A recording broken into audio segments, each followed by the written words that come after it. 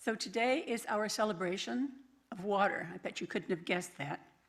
We call it the Gathering of the Waters. This ceremony honors and symbolizes the connection we have through water. The ritual consists of you bringing water samples from your various bodies of water that you have encountered over the past year and emptying it into the bowl here. Now, water symbolizes all kinds of things: regeneration, fertility, purification, and transformation. Across the globe, spiritual traditions revere water and use it in rituals of purification, blessing, and connection to divine paths.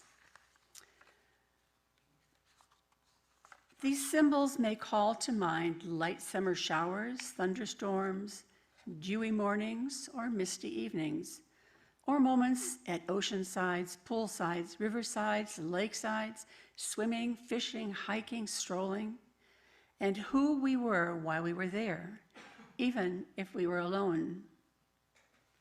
Perhaps we found ourselves in the presence of water during a moment of grief or birth or rebirth, or perhaps in a mundane place whose sacredness is palpable nonetheless. We bring all that to this moment. So what did the water make you feel? Did you feel the web of all existence coming alive in these moments? Some of you may have had the gift of a momentary spiritual epiphany. Others of you, a growing awareness of how water is like strands of the web and how the web is us and everything. So today, many of us have collected a sample of water that has touched us in some way over the past year. But if you haven't done that and you still want to participate, you are welcome to do so. You can put a bit of water into the bowl using this very heavy pitcher, be careful. And everything is by intention. You can place whatever energy you want into the water, a memory, a vision, a dream. And as you add water to our community, you're invited to come to the lectern and speak and share where you got your water and especially what it signifies to you. And we ask our Zoom participants to raise your hand so that we can call on you. And you can either pour your own water into a bowl at home, or if you desire, we can add a proxy of your water to the bowl here.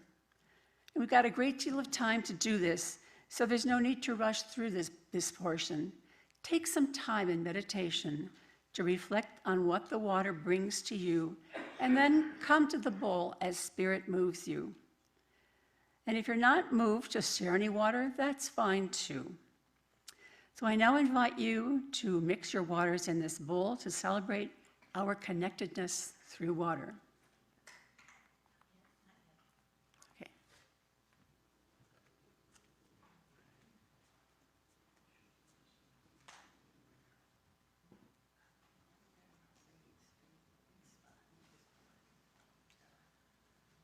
For the first time in all the years that we've had this water ceremony, I actually brought water.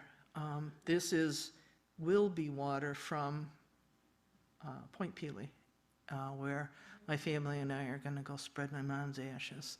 She used to go there as a child, as a kid, and she loved it. Here's to Esther.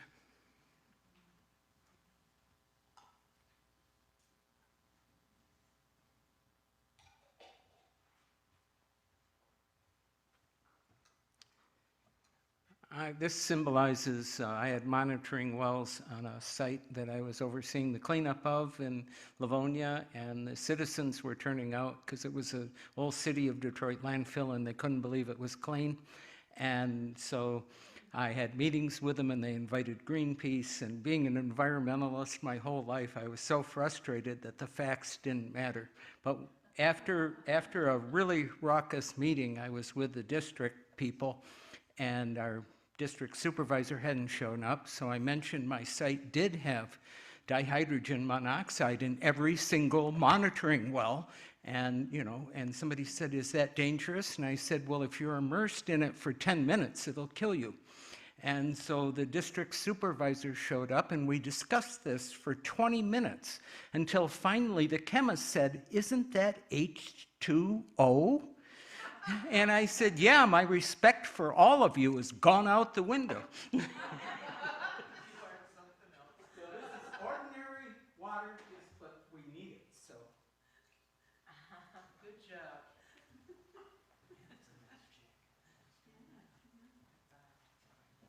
Speaking of wells, Oh, yeah. I and Randall, we have learned how precious water is and how much we take it for granted. We used to turn on the tap and out came water. I'm learning where it comes from. So our well got plugged, whatever. It stopped flowing. And so the last 2 months, I'd say, we've been pumping, it's a long story. You don't want to hear the whole story. But there's these points that go down and, pipes, and the water's supposed to come out, and there's a pump that you turn on. It's electric, and out comes water through a hose. And eventually that will be connected to our house once we have a good flow. But the amount of energy and all that goes on to pump this water out of the ground in our yard below our house, and how much I just used to just turn the tap on and let it go, let it run while I'm doing something else. And so I've gained a great appreciation for water, and thankfully to our neighbor, we have a hose that's about 350, 400 feet long that goes to our neighbor. And he has a very deep well and a very big pump, and he has been supplying, his family, him and his wife, have been supplying our house with water through this garden hose for the last, month. And so there's such gratitude, and we've offered to pay him, and no, he said, it's not my water, it's water, it's the earth's water, and it's our honor to share it with you and be able to provide this to you. So gratitude so much. Our life is so dependent on water, and let's not take it for granted. And I'll let Randall finish or add to the story. Oh, I'm supposed to. I'm going to pour a little bit. This is the water. There is water down there. It's coming up, and it's precious.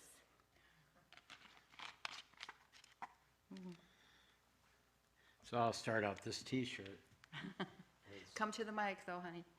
This T-shirt is the Spirit of the Water from Lakota, and this came from the protest at Standing Rock that Rod, whose service follows us, and Bob Songer went to the protest, and Bob got thrown in jail. So Rod had to go twice to get him after he was released.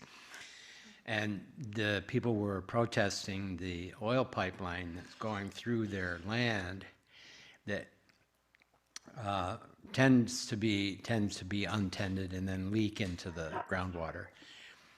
So I'm wearing this. It's been out ever since the well as a blessing for our progress and a teacher, but also as a reminder that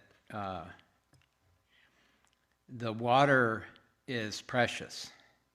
The water that we're pumping is alive with healthy microorganisms. There's no chlorine in it.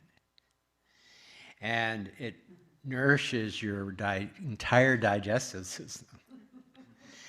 But it also is full of clay and muck and silt, and it doesn't want to move. The 4 points have been put down. Nothing came out.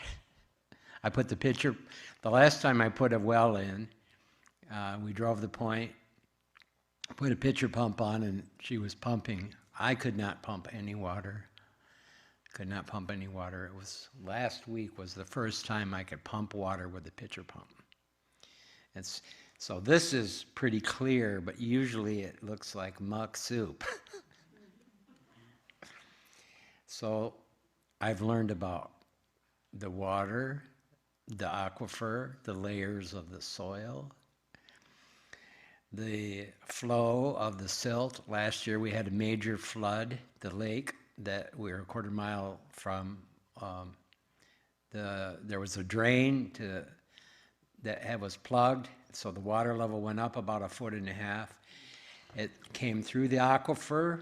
The aquifer consists, where we live, of about 3 feet of clay sand mixed on this beautiful ancient Lake Michigan shoreline.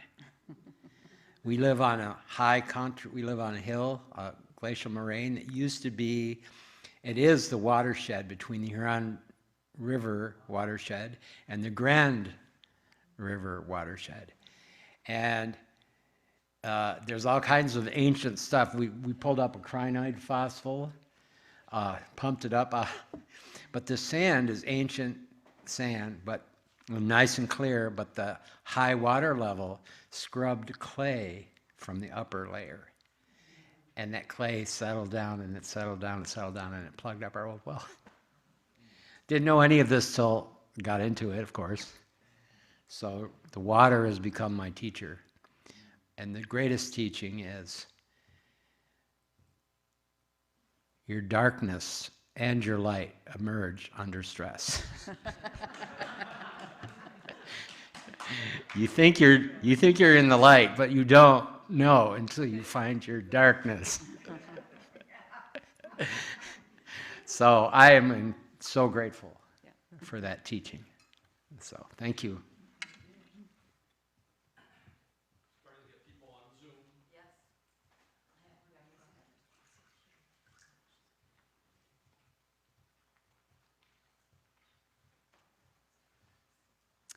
So this water represents the water from Lake Michigan, more specifically from Oval Beach.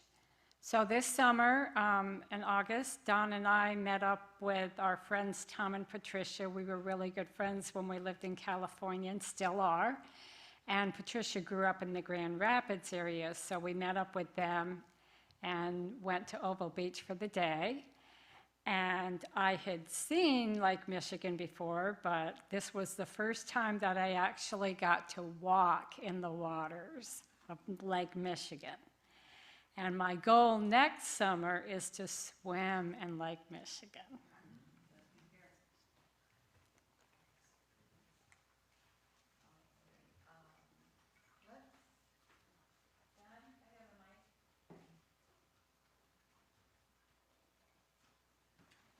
So let's go to Zoom and have a couple of people from Zoom speak now. Pat Ramsey, I think you had your hand up.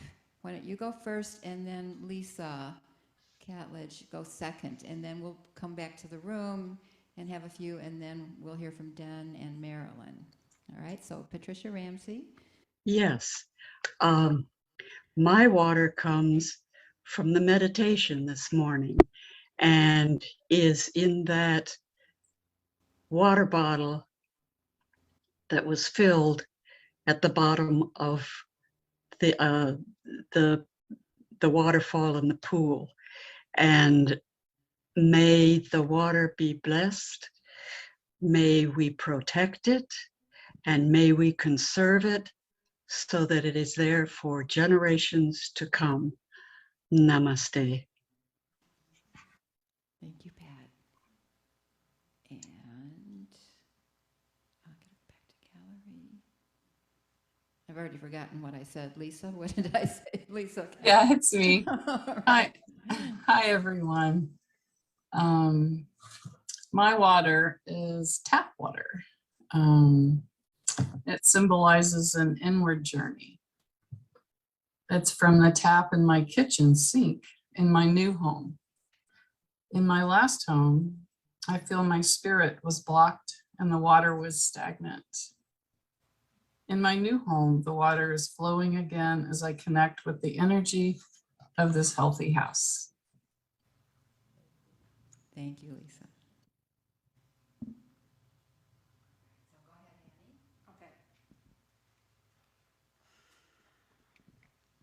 I have two little water stories. In the mid-August, Randy and I went to Chicago for the Parliament of World Religions. It was really amazing. One, I had 2 bottles. We were walking along the shore of the of Lake Michigan, and it was part of a building, a bit of lawn concrete. So there was a wall. So but the water was about 3 feet down. There was no way I was going to get water from there. And my second water story, we came back, and a few days later, the power went out at 10 o'clock at night, and I thought, oh gosh, whatever we have to do, it'll happen tomorrow morning. Well, by tomorrow morning, my basement was full of water, about 5 inches of water. So I sloshed around in the water for a while, trying to, what was I doing? We were trying to get the generator started, because if I'd thought about it, rain and no power means water in my basement. But I didn't connect the outage of power with water and rain. So there we were at 10 o'clock or 9 o'clock in the morning trying to get the generator started. And we got the generator started finally. And so this water also represents the water in my basement. Fortunately for all of us, I didn't bring any water from my basement. So this morning I went out to get the water from my neighbor's pond, and while I was walking, my watch said workout complete. So my workout is complete.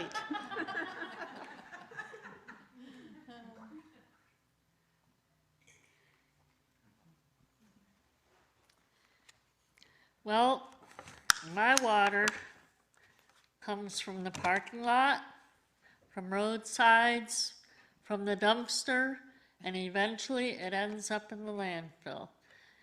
When I'm walking, when I'm at the store, I find a lot of empty water bottles, or partially empty water bottles, sometimes full. So we're throwing away a lot of water. So I'm going to give you a few statistics about making this water bottle. It takes 1 1/4 liters of water to make a 1 liter water bottle. It takes 1/4 liter of oil to produce this water bottle.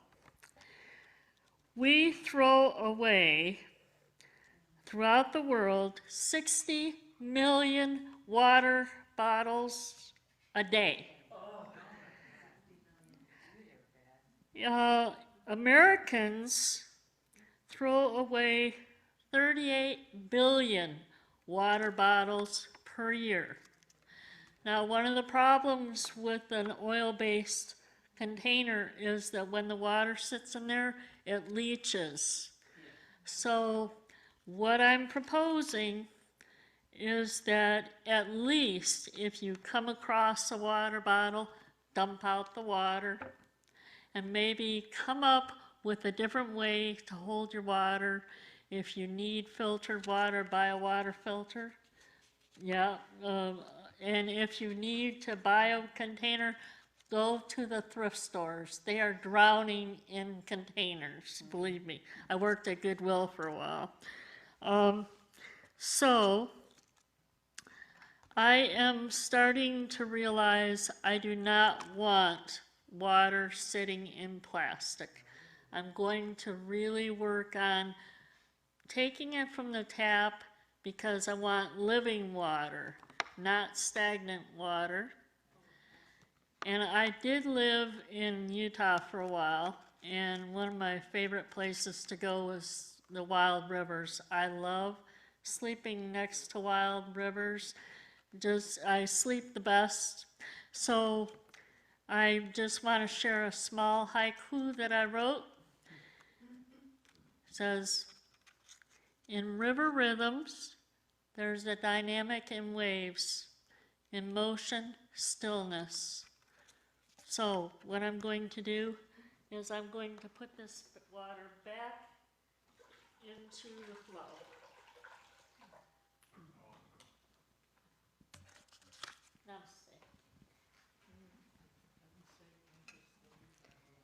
Namaste.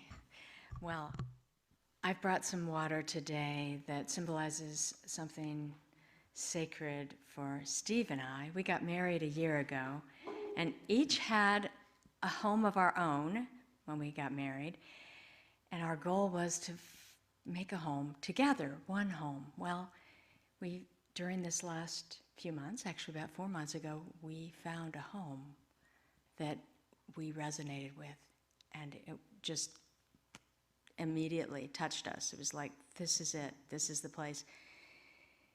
It sits and looks out over a beautiful body of water, a little pond. It's actually, a fairly big pond actually, but I'm bringing some water from that pond, which gives us a lot of peace and a sense of joining, but I have to say, it has not been an easy journey. Any journey towards joining has to come with some challenges, because we have to face our own selves and the things that were left behind. And we have had a challenge with this house that has been a teacher for us, just like your teaching of the well, Randall. This house, we have decided, is our project. We have to bring it back to life because it wasn't cared for very well for many years. But it will be a beautiful place for us. So this is symbolizing the future of peace for us in joining together. I can say, and then, yeah, we can pour a little bit, then I'll pour a little. I feel really at peace around water. I'm drawn to the water. I love the ocean. I love walking by the ocean and feeling that movement and my own resonance with that water and also the water in front of us. It's amazing to walk out in the morning, look out on the lake. It feels like we should be.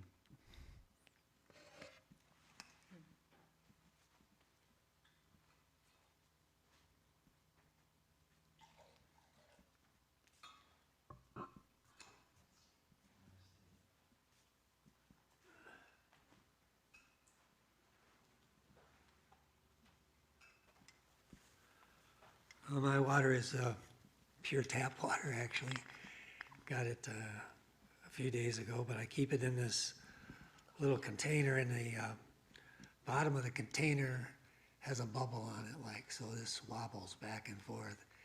And it makes me think of staying in balance. And to be in balance, you need to drink a lot of water. And I definitely don't drink all that I should, but it's very soothing to me, and it's a very good way to start my morning with a glass of water. And it also nourishes me.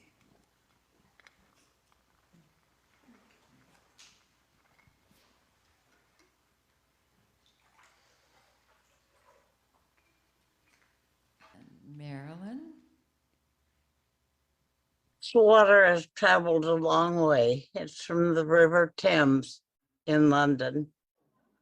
I went to London, England in July for the graduation of the little guy that used to run around the halls, the rooms of this building, Leo. And to me, this water represents a continuation of our dreams, and our hopes and our life, and that the circle is complete. And here's the water.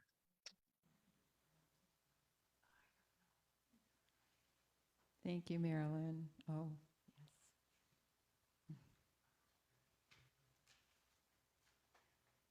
I don't know how clean it is to drink. yes. Thank you.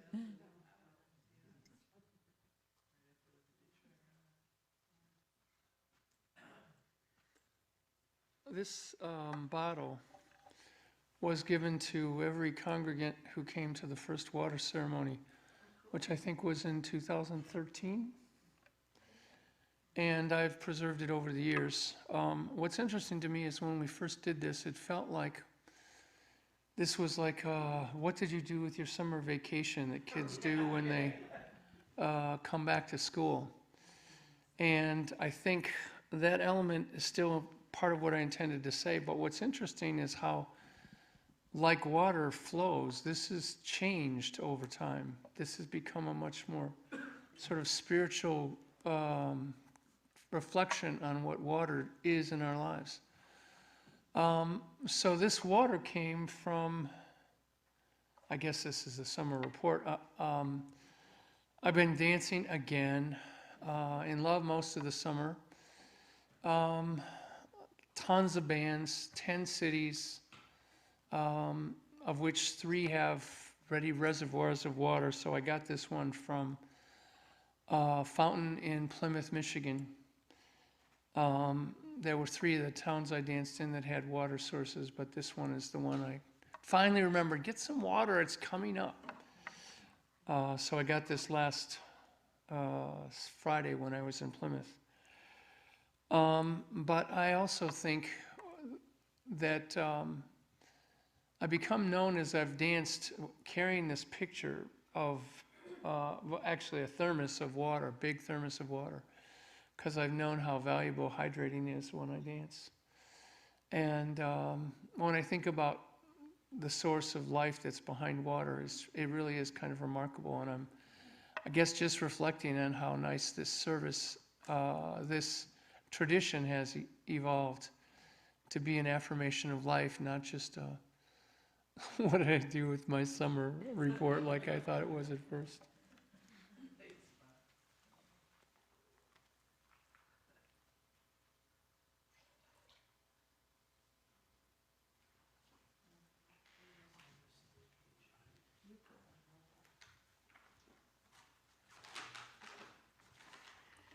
So this water that we're bringing represents for me friendships and new adventures. And our first adventure was when Lance and my grandson went to West Virginia to the Boy Scout Jamboree. And it was a breakthrough for Jamie, who'd been very distraught all spring and summer, and he had a beautiful time, a wonderful time. I was so thrilled to see him when he came back. He was just so upbeat and everything. So, and then Lance went and worked in the fishing site as a fishing coach, and made a lot of new friends, and was told that he would make a good commissioner in the Boy Scout organization, so it may be something that he looks into later on. The next water, we have a friend a lot of you know, Kathy DeLauder, who moved up to, sold her house in Ann Arbor, moved all of her stuff to Maine before Dave died, and then ended up buying a home in Florida. So she called, and we were talking at the end of August.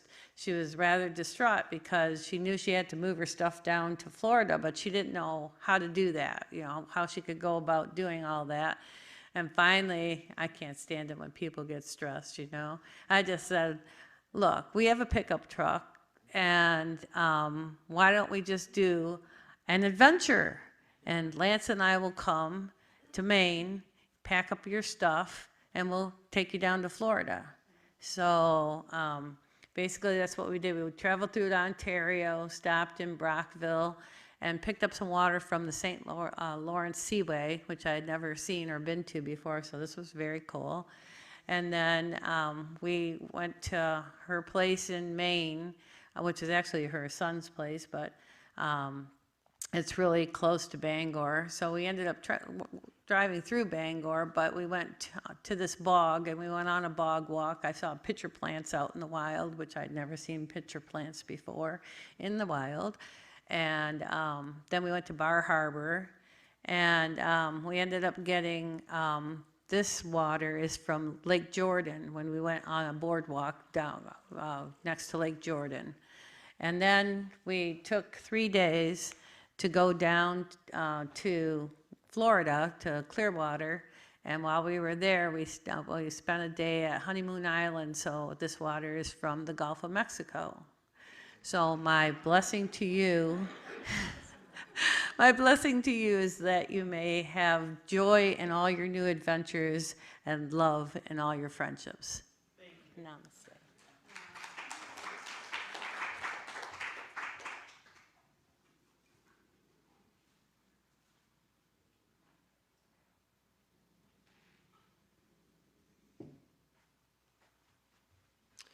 Well, as some of you know, I keep a garden.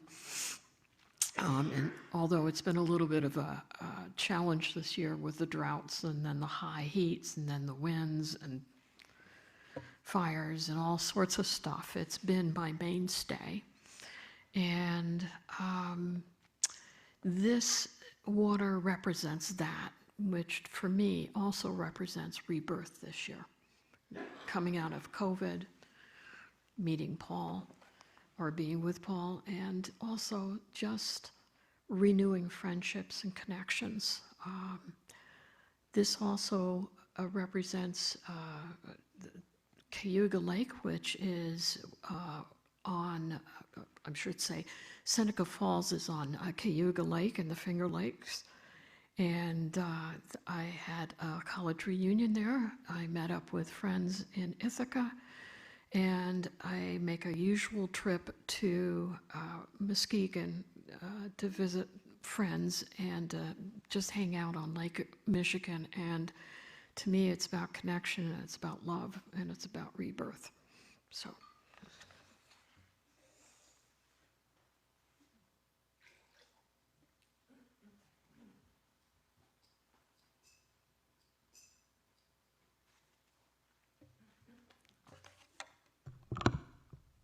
Excellent. Thank you all so much.